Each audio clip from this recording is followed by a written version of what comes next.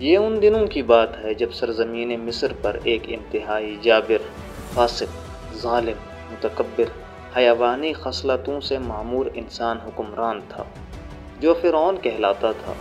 یہ بدبخت خدائی کا دعوے دار تھا۔ اس نے بنی اسرائیل کو اپنا غلام بنا رکھا تھا۔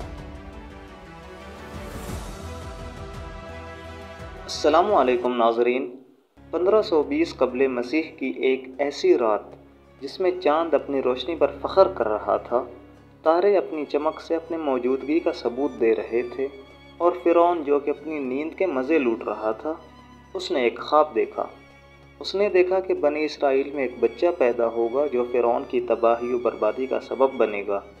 اس خوفناک خواب کے بعد فرعون نے حکم صادر کیا کہ بنی اسرائیل میں جو بھی بچہ پیدا ہوگا اسے قتل کر دیا جائے گا، اور اگر لڑکی پیدا ہوئی تو اسے اس کی زندگی بخش دی جائے گی۔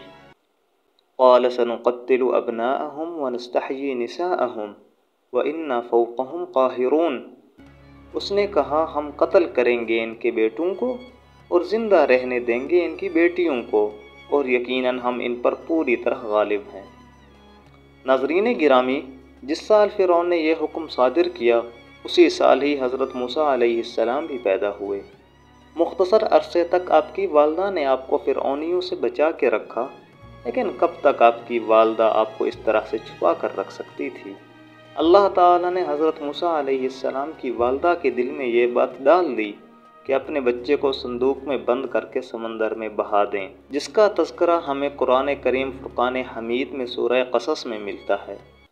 وَأَوْحَيْنَا إِلَىٰ أُمِّ مُوسَىٰ أَنْ أَرْضِعِيهِ فَإِذَا خِفْتِ عَلَيْهِ فَأَلْقِيهِ فِي الْيَمِّ وَلَا تَخَافِي وَلَا تَحْزَنِي۔ اور ہم نے موسیٰ کی والدہ کو الہام کیا کہ تم اس بچے کو دودھ پلاؤ، پھر جب تمہیں اس کے بارے میں کوئی خطرہ ہو تو اسے دریا میں ڈال دینا، اور ڈرنا نہیں اور نہ صدمہ کرنا۔ حضرت موسیٰ علیہ السلام کی والدہ نے اللہ تعالیٰ کے حکم کی تعمیل کرتے ہوئے اپنے لخت جگر کلیم اللہ کو صندوق میں بند کر کے سمندر میں بہا کر اسے اللہ کے حوالے کیا۔ اور ناظرین گرامی، جس شخص کو قدرت خود سنبھال لے تو پھر اسے نقصان دینے والا کوئی نہیں ہو سکتا۔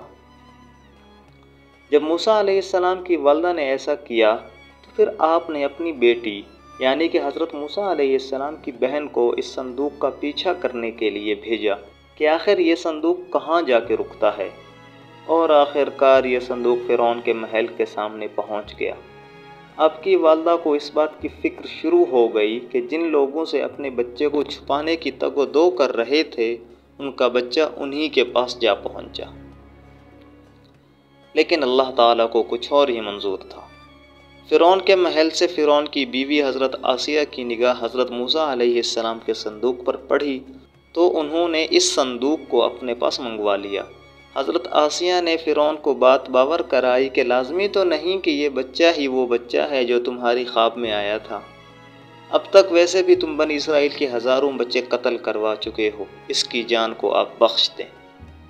وقالت امرأة فرعون قرة عين لي ولك لا تقتلوه عسى أن ينفعنا أو نتخذه ولدا۔ اور فرعون کی بیوی نے فرعون سے کہا کہ یہ بچہ میری اور تمہاری آنکھوں کی ٹھنڈک ہے، اسے قتل نہ کرو، کچھ بعید نہیں کہ یہ ہمیں فائدہ پہنچائے یا ہم اسے بیٹا بنا لیں۔